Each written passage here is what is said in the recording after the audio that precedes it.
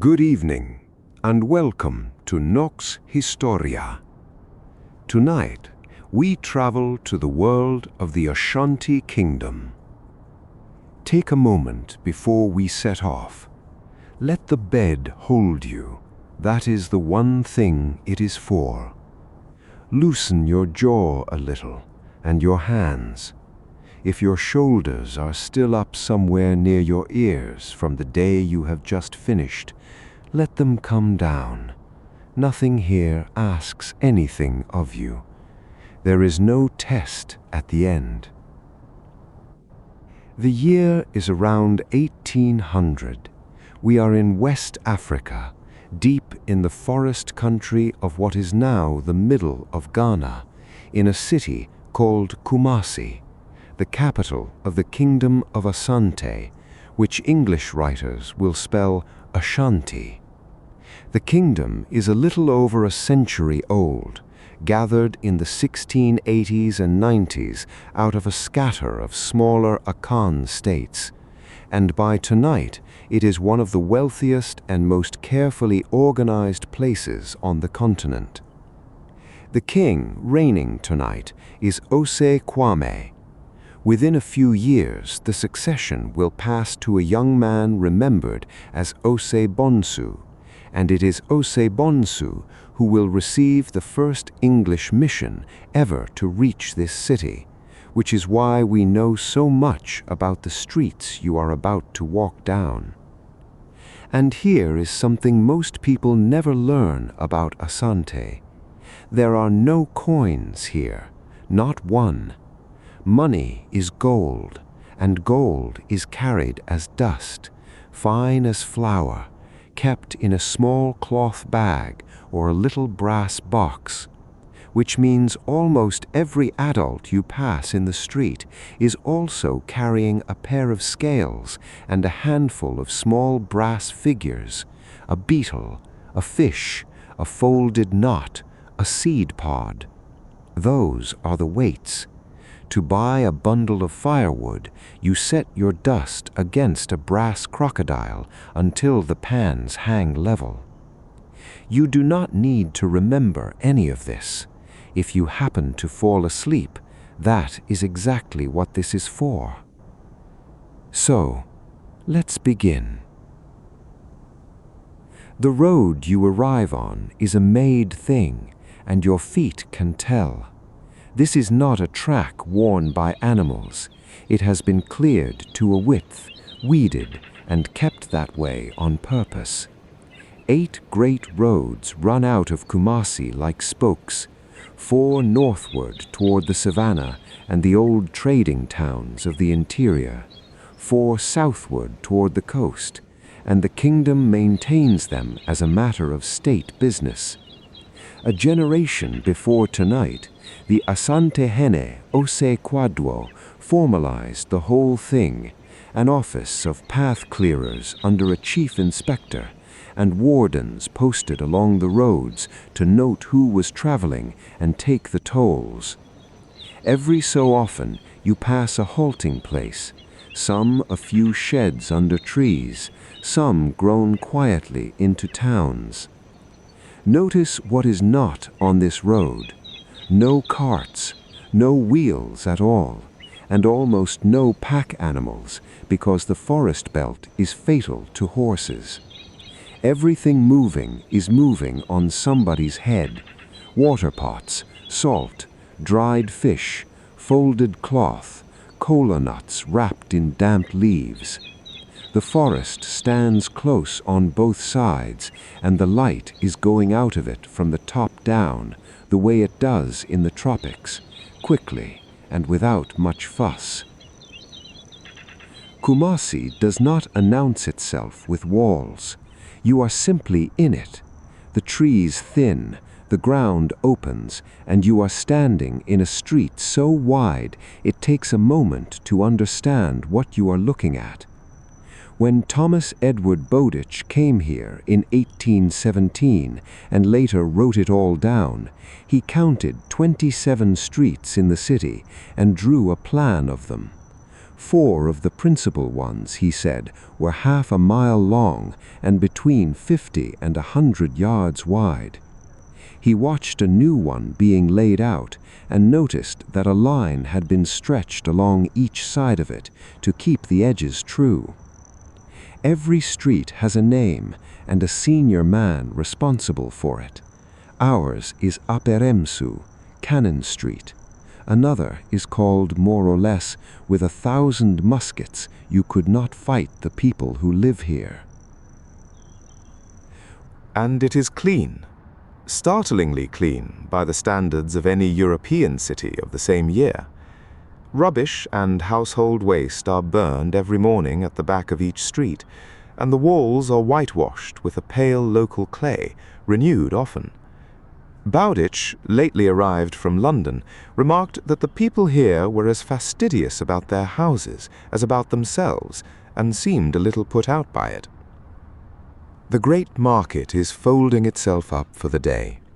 It runs daily from about 8 in the morning until the sun goes, and the larger of the two holds something like 60 stalls, each a small square frame of cotton cloth held up on a single pole driven into the ground, with rows of smaller sellers on the earth between them. What was for sale today? Yams and plantains, maize, rice, sugarcane, okra, peppers, shea butter in pale blocks, oranges, pawpaw, bananas, pineapples, salt and dried fish carried up from the coast, large snails, smoke-dried and threaded onto sticks in rows like the bones of a fish, beads, sandals, tobacco pipes, small pillows, cotton thread, calabashes, cloth. Prices here are famously high, several times what the same goods cost in the north, because this city is swimming in gold, and everyone knows it. How many people live in Kumasi? Nobody then agreed, and nobody now is certain.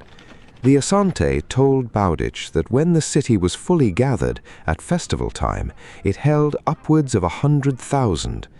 Bowdich thought the number actually sleeping here on an ordinary night was nearer 12 to 15,000, since the great households kept most of their dependents out on the farms. Both can be true of a capital. Watch the weighing while the light lasts, because it is the most Asante thing in the market. A seller shakes a little gold dust from a bag onto one brass pan with a small spoon, blows across it to lift the dust that is not gold, and lays weights in the other pan until it settles. The weights are the wonderful part. Cast brass, mostly small enough to sit in the hollow of your palm, and shaped like everything in the world.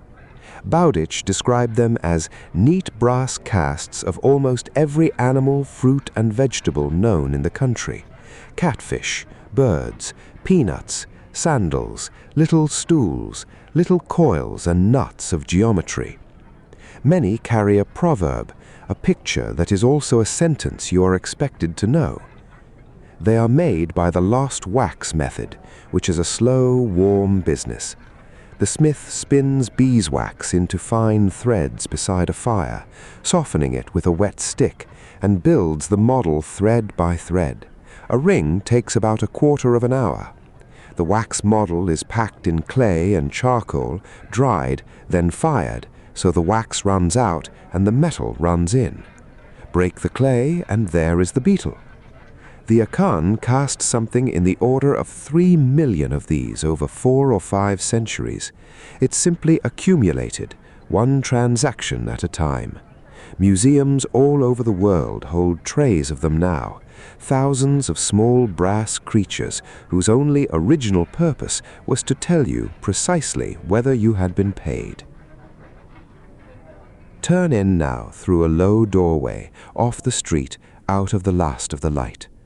A house here is not one building, it is a chain of courtyards, each square or oblong, each walled by rooms that open onto it, and the deeper you go, the more private it becomes. Visiting an important man means waiting politely at the door of each courtyard in turn, because he will receive you in the innermost. The rooms are built of timber and cane and mud plaster under steep thatch of woven palm leaf. Look up under the eaves. The bamboo framing has been painted black and polished until it shines. The floors and low steps are laid with red earth, washed and repainted every day with the same earth thinned in water, which is why they glow that deep ochre in low light. The doors are cut from a single slab of silk cottonwood. The locks come from far to the north, from Hausa country. The windows are open lattice work, painted red. And the walls themselves are decorated in relief. Spirals, arabesques, plants, birds, curling forms that step and repeat.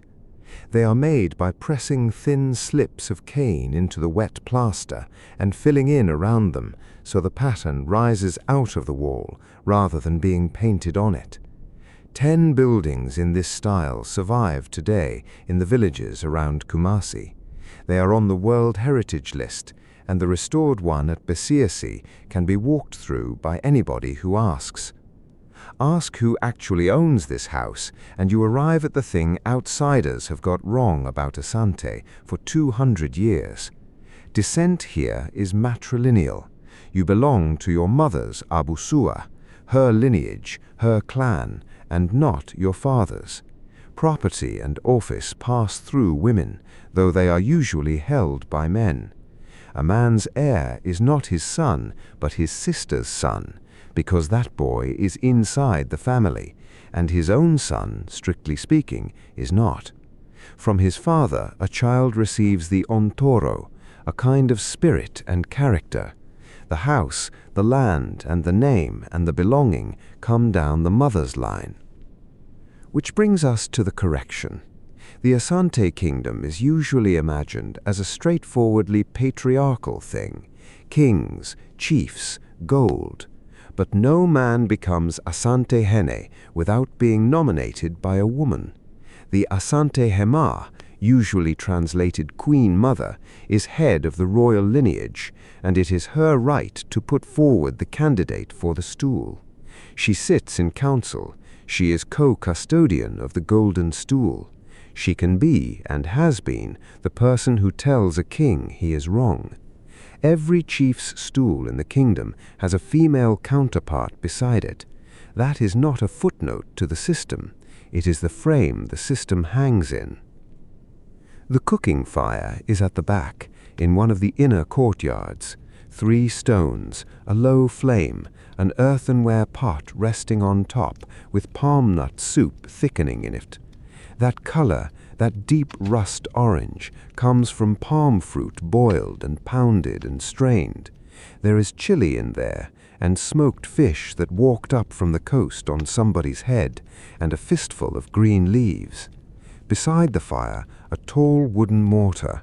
Someone is pounding boiled cassava and plantain into fufu, a slow lift and drop of the pestle, while a second person turns the dough between strokes with wetted fingers. It is the most ordinary sound of an Asante evening, patient and even, going on in the dark of nearly every compound in the city. Some of what is in that pot is newer here than you would think. Cassava, maize, chili, and pineapple all crossed the Atlantic from the Americas within the last 3 centuries and settled into West African cooking as though they had always belonged. The yam did not.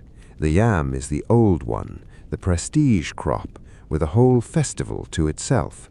Odwira, held in the harvest season, when the town and its ancestral stools are cleansed, and mashed yam is carried in procession to the ancestors. Nobody eats the new yam before they do. Bowdich was here for it. The first plate in his book shows the opening day. The food comes in one wide bowl set down between everybody, and you eat with your right hand. You pinch off a piece of fufu, dip it, and swallow it more or less whole. It is not really meant to be chewed. The eldest person present is served first and begins first. Nobody is in a hurry, and nobody is talking much, and the fire has burned down to more light than heat. Afterwards, a small clay water pot. and at some point a kola nut is split and passed round, bitter, faintly stimulating, offered to guests everywhere from here to the edge of the Sahara. Night arrives here without much warning. We are only a few degrees off the equator, so the sun goes down at roughly 6 o'clock every night of the year, and the dusk is short, 20 minutes of blue, and then it is properly dark. There is no long, lingering evening here. The dark simply turns up, on time, the way it always has. Light indoors is firelight mostly, and torches out of doors. When Bowdich watched the king pass through the streets after sunset, he wrote that it was a beautiful starlit night, and noted, in the middle of everything else, that the vessels in which the boys dipped their torches were made of gold. That detail has always seemed the truest thing in his whole book. Not a crown, not a throne, the little pots the torch boys carried. In the open room at the front of the house where the light is best, a loom stands with a piece of unfinished cloth. It is narrow, worked with strings held between the toes, and what comes off it is never more than about 4 inches wide. That is the secret of Asante weaving. It is made in long ribbons, cut and sewn edge to edge to build a cloth big enough to wrap a whole person. Bowdich, who knew English looms, was struck by how fine it was and that it looked identical on both sides. The costliest imported silks were unraveled thread by thread and rewoven into these strips, the cloth we now call kente, still woven at Bonweir, a village a few miles east of where you stand. There is another cloth folded in the corner, printed rather than woven. Small carved stamps cut from calabash shell, dipped in a thick black ink, boiled down from the bark of the beidi tree, and pressed in rows across the fabric, adinkra, each symbol a proverb in a single mark. Bowdich carried one of these home. It is still in the British Museum, dated 1817, the oldest adinkra cloth known to survive anywhere, printed with 15 different symbols, among them Nsroma, the stars. Ntonso, northeast of the city, is still stamping them today. Far off, on the other side of town, drums are speaking. Not playing, speaking. The Akan language, Chi, is tonal. The pitch of a syllable is part of its meaning, so a pair of drums tuned high and low can reproduce the melody of a sentence closely enough for a listener to hear the words inside it. The talking drums are called atumpan. They carry names, praise, announcements, whole poems over distances no shouting man could reach. Which is part of how we know any of tonight at all. Asante history was not unwritten so much as differently written. The Kwajumfo, the royal bards, hold the chain of kings and their praise names and recite them at court. Drummers hold another version, elders a third. So the record reaches us 3 ways, through outsiders like Bowdich and Joseph Dupuy, who came in 1820, through museum drawers and standing walls, the weights and the cloth and the shrine at Besesi, and through voices trained deliberately to carry the past forward without dropping it. The house is going to bed now. The rooms are small once you are past the courtyard. A sleeping room might be 8 feet square, and the beds in the wealthier houses are stacked high with pillows stuffed with silk cotton, the light floss from the seed pods of the great trees over this city. Mats are unrolled. A door is pulled too. Somebody's grandmother says something short and dry in the dark, and somebody else laughs once and then does not. Outside, the courtyard is open to the sky, as every courtyard here is, and the compound breathes through that square of night. The insects have taken over the sound of the world. The city is quieter than you would expect a city to be, because there is nothing here that runs on anything but people, and the people have stopped. Step out into the courtyard once more before you go under. The stars over the forest are very good tonight. And somewhere across the dark of this town, inside the palace, rests the object that holds all of this together. The golden stool, Sika Dwa Kofi. Tradition says the priest, Okomfo Anokye, called it down out of the sky in a cloud of white dust and set it on the knees of the first Asante Hene, and that it contains the sunsum, the soul of the whole nation. It is not a throne. Nobody has ever sat on it. It is not permitted to touch the ground. It rests on its own chair, on its own blanket, and a new king is lowered over it and raised again 3 times without ever making contact. Its full name ends in Kofi, because Kofi means Friday, and the stool is said to have come on a Friday. That is simply how Akan names work. Every child is named for the day they were born. Kwame is Saturday, Ya is Thursday, Kofi is Friday, which is why the most famous Ghanaian of the 20th century, born on a Friday in Kumasi in 1938, was called Kofi Annan. The kingdom named its holiest object the way it named its children. And this is the hour for stories, because in Akan custom, the Anansesem, stories belong to the night and are not told in daylight. Ananse is a spider and a man at the same time, small, greedy, brilliant, frequently the author of his own misfortune. The oldest tale explains why the stories are his at all. In the beginning, every story in the world belonged to Nyame, the sky god, who kept them in a box beside him and named an impossible price for them. Ananse paid it. He was smaller than everything he had to outwit, and outwitted all of it, and Nyame handed down the box, and the stories scattered across the earth and were never gathered up again. That is why a tale like this one can find you at all, 200 years and 5,000 miles from the courtyard where it was told, as you, perhaps, are sleeping now. Kumasi is still there, well over 2 million people, traffic and universities and markets. There is still an Asante Hene, Otumfuo Osei Tutu II, and still an Asante Hema beside him. Bonwire still weaves, Ntonso still stamps, and the golden stool has still, after 3 centuries, never been sat upon by anybody. So let go of the last of it, whatever you are still holding. The fire in the courtyard is down to embers now. The mat is laid, the door is pulled to, the wide streets outside are empty and swept and dark. Somewhere a long way off, a drum says 2 or 3 words and stops. The forest keeps up its enormous quiet noise, the way it has for as long as anyone has lived here. And there is nothing left tonight for you to do except be here for it.